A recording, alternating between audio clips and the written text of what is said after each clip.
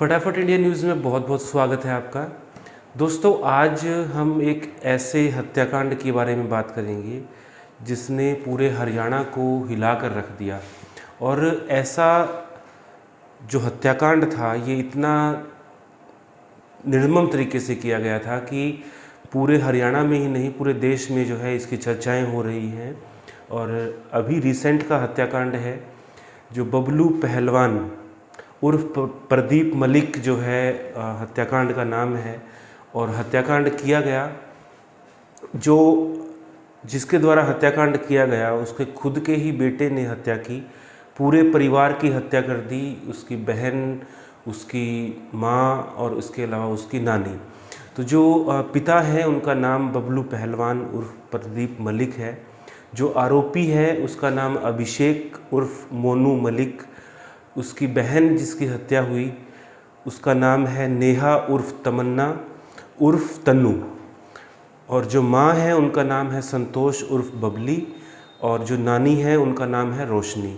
तो इसमें इन 4 लोगों की यानी कि इनको चौहरा हत्याकांड रोहतक का, हरियाणा के रोहतक ज़िले का ये कांड है।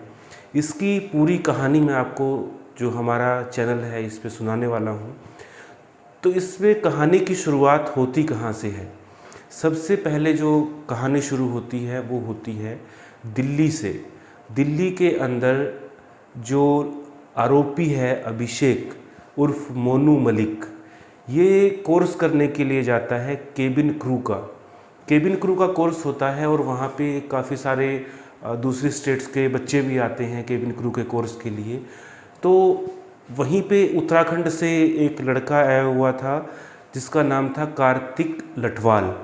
जो ये लड़का था कार्तिक लठवाल, इसके साथ में जो अभिषेक है उसकी दोस्ती हो गई। और अभिषेक और कार्तिक की दोस्ती जो है गहरी हुई। गहरी होने के बाद में ये दोनों साथ रहने लगे और इन दोनों लड़कों में जो है समलैंगिक संबंध बन गए आपस में। और ये गे जो हैं आपस में गे बन गए। तो साथ रहने के दौरान ये बात है 2017 की। 2017 में जो है एडमिशन लिया था। 2017 में एडमिशन लेने के बाद में इनकी मित्रता हुई और उसके बाद में जो है इनके आपस में संबंध हो गए। तो देखिए, संबंधों के बारे में तो हम ज़्यादा टिप्पणी नहीं करेंगे क्योंकि कानूनी रूप से सुप्रीम कोर्ट ने लीगल कर दिया है इस चीज़ को, तो उस चीज़ के बारे में हम नहीं जाएंगे ज़्यादा डीपली। हालांकि इस पे भी बहुत सारी बहस हो सकती है, लेकिन जो हत्याकांड है इसकी कहानी पे हम बात करेंगे। जो लड़का है ये उत्तराखंड का था, कार्तिक, जिसके साथ में दोस्ती हुई, एक साथ रहने लगे। उसके बाद में वो लड़का जो है घर भी आने लगा रोहतक में। जो अभिषेक का घर है वो रोहतक में है और उसके जो पिता हैं बबलू पहलवान एक रोहतक के और गुड़गांव के जाने माने प्रॉपर्टी डीलर हैं। रोहतक एरिया में प्रॉपर्टी डीलिंग करते हैं, इसके अलावा गुड़गांव एरिया में करते हैं। और लगभग 50 करोड़ से ज़्यादा की इनकी प्रॉपर्टी है। काफ़ी सारे प्लाट इनके रोहतक में भी हैं और 3 मकान हैं इनके रोहतक के अंदर। तो कहानी कैसे शुरू होती है? जो पिता हैं, इसके पिता एक पहलवान हैं और इनका काफ़ी रुतबे वाले हैं। तो रुतबे वाला होने की वजह से इनके पिता के काफ़ी सारे दुश्मन भी हैं। तो दुश्मन जो हैं, अगर दुश्मन है तो उनकी सुरक्षा के लिए भी कुछ चाहिएगा। तो सुरक्षा के लिए इनके पिता ने लाइसेंसी रिवॉल्वर घर पे ली हुई थी।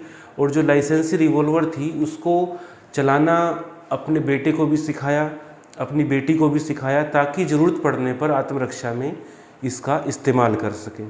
अब क्या होता है कि जो लड़का है वो गे बन जाता है और उसके बाद में जो कार्तिक है उसके साथ में इनके आपस में बात होती है कि मैं जो है मेल से फीमेल बन जाऊंगा, यानी कि जेंडर चेंज करवाऊंगा। विदेश में बहुत सारे इस तरह के ऑपरेशंस होते हैं और आपस में हम उसके बाद में शादी करेंगे। यानी कि जो जिसने मर्डर किया अभिषेक, वो खुद का सेक्स चेंज करवाना चाहता था और सेक्स चेंज करवा के लड़की बन के जो कार्तिक है उसके साथ शादी करना चाहता था। कार्तिक, जैसा कि मैंने बताया, उत्तराखंड का निवासी था। तो उसके बाद में क्या होता है कि जो उसका मित्र है वो उनके घर पे भी आने लग जाता है। रोहतक में उनका घर होता है, दिल्ली से नज़दीक है, काफ़ी नज़दीक पड़ता है, 60-70 किलोमीटर का सफ़र है, तो ज़्यादा दूर नहीं है, इसलिए उसके घर पे आना जाना शुरू हो गया। तो उसके बाद में जो लड़का है वो उनके घर पे आना शुरू कर देता है, और घर पे आने के बाद में इन दोनों की जो हरकतें हैं वो ऐसे ही कंटिन्यू रहती हैं, लेकिन तब तक घर पे पता नहीं चलता। सबसे पहले पता चलता है इसकी बहन को, अभिषेक की बहन को पता चलता है। और जो वीडियोज़ हैं मैं आपको स्क्रीन पे दिखा रहा हूँ, मेरे बैकग्राउंड में आप देख पा रहे होंगे। तो ये बहन है जो जिनकी हत्या की गई, पिता हैं, माता हैं, और खुद अभिषेक के वीडियो हैं आरोपी के। ये जो बहन होती है वो अपने घर पे बता देती है, उसको पता चल जाता है। वो जो भाई है वो उसका आगे जिक्र कर देता है कि मेरे इस तरह से इसके साथ संबंध है। ये बातें हैं रिसेंट की, यानी कि 2021 की। 2017 से हम आ जाते हैं 2021 में। 2021 तक किसी तरह की बातों का घर पे पता नहीं चलता। 2020 के लास्ट में और उसके बाद में ये बातें शुरू होती है। तो बहन अपने घर पे बता देती है कि इस तरह से जो है ये हरकतें करता है। तो बहन के बताने से असर ये होता है कि देखिए, आमतौर पे सामाजिक रूप में इन सब चीज़ों को बहुत ही बुरा माना जाता है। तो उसके पिता का इकलौती संतान है, और वो ही अगर लड़की बन जाएगी तो फिर पिता भी क्या करेंगे, कहाँ जाएंगे। और दूसरा, समाज के अंदर एक इज्जतदार नाम है, मान सम्मान वाली बात होती है। तो पूरे रुतबे वाले जो है इंसान थे, प्रदीप मलिक उर्फ बबलू पहलवान जो है, उनका पूरे एरिया में अच्छा खासा रुतबा था, करोड़पति व्यक्ति थे। तो वो क्या करते हैं कि उसकी पिटाई करते हैं, जो अभिषेक है उसकी पिटाई करते हैं, और बुरी तरह से पिटाई करते हैं। तो ये भी सामने आता है कि उस जो लड़का है अभिषेक, उसने अपने सीने पे, जो कार्तिक लठवाल है लड़का जिसके साथ संबंध थे, अपने सीने पे उसके नाम का टैटू भी बनवा रखा था। तो इन सब से जो आहत होकर, और पिता जो है उनका सारा खर्चा बंद कर देते हैं। और वहाँ पे जो अभिषेक है वो अपने पिता से कहता है कि मुझे 5 लाख रुपए चाहिए, और 5 लाख रुपए की मेरे दोस्त को ज़रूरत है। और ये नहीं बताता है कि मुझे लिंग चेंज करवाना है, जेंडर चेंज करवाना है, वो ज़रूरत के नाम पे मांगता है। लेकिन उसके पिता जो है उसकी ऐसी हरकतों का पता लगने के बाद में उसकी खर्चा पानी बिल्कुल बंद कर देते हैं, जेब खर्च बिल्कुल बंद कर देते हैं। हालांकि उससे पहले हर सुविधा जो एक पिता को देनी चाहिए उससे कहीं ज़्यादा एक उन्होंने दी हुई थी उनको। और होंडा सिटी कार तक दी हुई थी बेटे को अलग से, खुद के लिए गाड़ी अलग थी, बेटी के लिए गाड़ी अलग थी। तो अलग अलग जो है सबको दिया हुआ था। उसके बावजूद उनके पिता को शायद इस बात का अंदेशा नहीं था कि इस तरह की घटना मेरे साथ भी हो जाएगी। जिस बेटे को खुद उन्होंने पिस्तौल चलाने सिखाई। तो अब घटनाक्रम पे आते हैं। उससे पहले ये चीज़ समझ लीजिए कि जो उसके पिता ने समझाया उसके बाद में भी वो माना नहीं, और उसने समझाने के बाद में उसकी माँ ने समझाया, माँ ने भी समझाने से भी नहीं माना। बहन से वैसे ही खार खाए बैठा था जो भाई था, क्योंकि उसकी बहन ने उसके बारे में घर पे बता दिया। दूसरा कारण बहन से खार खाने का ये था कि उसके पिता ने उसको ये धमकी दे दी थी कि मैं तुझे घर से निकाल दूंगा और जितनी भी मेरी प्रॉपर्टी है वो बहन को दे दूंगा। तो ये भी एक कारण था कि जो अपनी बहन से उसने खार खा रखी थी कि मेरी इतनी प्रॉपर्टी है और वो मेरी बहन को चली जाएगी। और दूसरा, जैसा कि बताया गया है कि जो अभिषेक है उसने प्रॉपर्टी जो है नाम करवाने की बात आई और पिता ने उसको घर से निकालने का भी बोला। तो इन सब चीज़ों से उसके दिमाग पे असर पड़ा और जो जेब खर्ची है वो भी बंद हो गई। तो उसके बाद में अभिषेक ने क्या किया, अभिषेक होटलों में मिलने लगा। रोहतक में होटल में अपने दोस्त को बुलाकर उससे घुमाता फिराता, उसके ऊपर बहुत सारे पैसे लुटाता, जो कार्तिक लठवाल है। तो अब हम शुरू करते हैं घटनाक्रम की कहानी। जो क्राइम हुआ वो कैसे हुआ। जो अभिषेक है, अभिषेक ने पिस्तौल घर पे रहती थी मौजूद, पिस्तौल को लोड किया और उसने सबसे पहले अपनी जो घर वालों हैं उनको मारने का प्लान बनाया। तो एक पिस्तौल में गोलियां फुल लोड कर ली।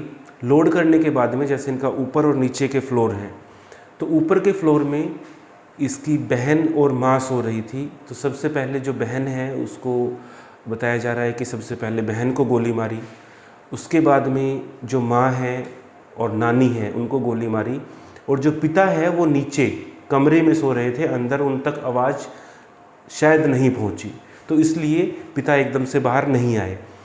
तो उसने तीनों को गोली मारने के बाद नानी को गोली मारी और माँ को गोली मारी और अपनी बहन, जो नानी का नाम रोशनी, माँ का नाम संतोष और बहन का नाम नेहा, तो इन तीनों को गोली मारने के बाद में नीचे आता है और अपने पिता के पास जाकर बैठ जाता है, पिस्तौल पीछे करके, मतलब पिता को पता ना चले कि जो मैं क्या करके आया हूँ, तो पिस्तौल पीछे करके और पिता के पास में जाके बैठ जाता है। वहाँ पे बैठने के बाद में जैसे पिता का ध्यान दूसरी तरफ होता है, वहाँ पर दूसरी तरफ ध्यान होते ही पिस्तौल नीचे से निकालता है, तकिए के पास रख देता है और वहाँ से निकाल के पिता को भी गोली मार देता है। पहली गोली मारता है, फिर दूसरी गोली मारता है। तो 2 गोलियाँ जो हैं वो उनके पिता को मारी गई हैं और बहन को भी गोली मारी।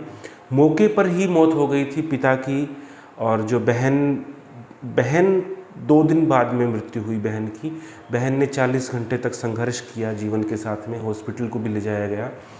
माता है, जो उनकी माँ थी और नानी थी, उनकी मौके पर मृत्यु हो जाती है। तो उसके बाद में वो जो अभिषेक है वो घबरा जाता है कि मैं अब क्या करूं, कहाँ जाऊं।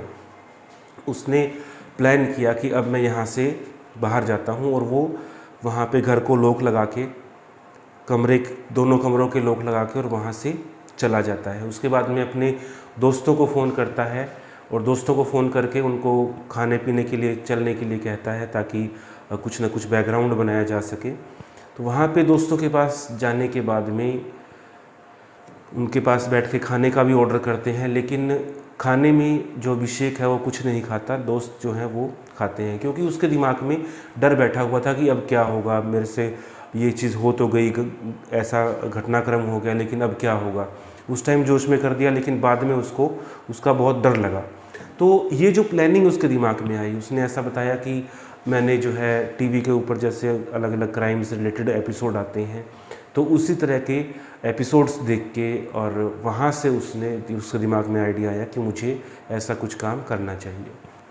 वहाँ से दोस्तों के साथ जाने के बाद में, और घर को लॉक कर ही रखा था उसने, और वापसी आता है। वापसी आकर दरवाज़ा खटखटाने का जो है एक्टिंग करता है, और उसके बाद में दरवाज़ा नहीं खुलता है, तो अपने चाचा को और अपने मामा को संपर्क करता है और मामा को बताता है कि घर पे कोई दरवाज़ा नहीं खोल रहा है। तो उसके मामा शायद आसपास में कहीं रहते हैं, तो उन्होंने कहा कि ठीक है, मैं देखता हूँ। और उसके बाद में जो चाचा हैं, चाचा का घर बताया जा रहा है कि उनके बिल्कुल पास वाला घर था, बराबर वाला घर था। तो पड़ोसी के घर से उन्होंने सीढ़ी लगाई, खुद अभिषेक ने सीढ़ी लगाई और सीढ़ी लगाकर अंदर गया तो जाहिर सी बात है कि कमरे से खून बाहर आ रहा था। तो बाहर जो खून आ रहा था उसमें उसने खून देखते ही शोर मचा दिया, रोने लग गया कि यहाँ पे तो खून आ रहा है, ये आ रहा है, और ऐसे ऐसे करके उसने रोना चालू कर दिया। जैसे पूरी घटना का पता चला तो पुलिस को बुलाया गया, सब तरह से जो घटनाक्रम हुआ, लेकिन किसी का भी ध्यान इस चीज़ पे नहीं गया कि खुद अभिषेक भी ऐसा कर रहा है, क्योंकि वो इतनी बुरी तरह से वहाँ पे रो रहा था, सब कुछ कर रहा था। और जिस दोस्त के लिए अभिषेक ने जान ली अपने माता पिता की, बहन की और नानी की, वो दोस्त भी जब शोक का वक्त था उस टाइम वहाँ पर आया हुआ था। तो पुलिस को शक कहाँ से शुरू हुआ? पुलिस ने कॉल डिटेल जो है निकाली। अभिषेक ने पुलिस को ऐसा बताया कि जब मैं घर पे आया तो उस टाइम पे मैंने कॉल की मेरे मम्मी पापा को, किसी ने मेरी कॉल नहीं उठाई, दरवाज़ा बंद था इसलिए मैंने कॉल की, घंटी बजाने पर मुझे कोई रिप्लाई नहीं आया, डोरबेल बजाने पर तो मैंने कॉल किया, लेकिन वास्तव में अभिषेक ने कोई कॉल की ही नहीं थी। हड़बड़ाहट में वो कॉल करना भूल गया था, या उससे पहली गलती यहाँ पर हुई। उसके बाद में आमतौर पे ऐसा जो उन्होंने सभी की कॉल डिटेल निकाली पूरे परिवार की, तो उसके परिवार में जो नॉर्मल जिसको कॉल करते थे रूटीन के हिसाब से, उनकी रूटीन की कॉल्स चेक करी, तो वहाँ से भी पुलिस को दूसरा शक हुआ कि यहाँ पे कॉल्स की ही नहीं गई है, यानी कि जो घटनाक्रम है वो काफ़ी पहले हो चुका है। अब पुलिस ने आसपास के सीसीटीवी खंगाले और जिस टाइम वो गया, जाने का टाइम उससे पूछा कि किस टाइम घर से गए थे दोस्तों के साथ में, उसने टाइम बताया। तो सीसीटीवी फुटेज खंगाली, और जब पोस्टमार्टम में मृत्यु का समय आया, यानी कि 72 घंटे नॉर्मली पोस्टमार्टम में लगते हैं, तो मृत्यु का जो समय आया, वो जो समय था उस टाइम पे अभिषेक घर पे था। तो इससे जो पुलिस का शक है वो पुख्ता हो गया कि जो घटनाक्रम है वो खुद अभिषेक ने किया है। उसके बाद में पुलिस ने जब सख्ती से अरेस्ट करके और पूछताछ की तो उसने पूरी कहानी बताई कि मैं इस तरह से समलैंगिक हूँ और मैं विदेश जाना चाहता था, लेकिन घर वालों ने मुझे नहीं भेजा और जेंडर चेंज करवाने के लिए मुझे 5 लाख रुपए नहीं दिए। इसके अलावा मेरी बहन है, उससे मुझे जो है जलन हो रही थी कि इस तरह जो है मेरी बहन ने मेरे साथ किया है, मेरे घर पे बताया। इसके अलावा मेरे पिता ने बहन के नाम प्रॉपर्टी करवाने का बताया। तो इन सब चीज़ों से जो है अभिषेक की गलतियां निकल के आई और जो क्राइम है उसका पर्दाफाश हुआ। आज की कहानी में इतना ही दोस्तों, और ये हमारी क्राइम सीरीज़ का पहला पार्ट है फटाफट इंडिया न्यूज़ का। सीरीज़ को आप प्यार दीजिए, ऐसी ही कहानियाँ लेकर आते रहेंगे और मिलते हैं दोस्तों नई खबरों के साथ में, नए रिव्यू के साथ में, नई सरकारी योजनाओं के साथ। तब तक के लिए जय हिंद,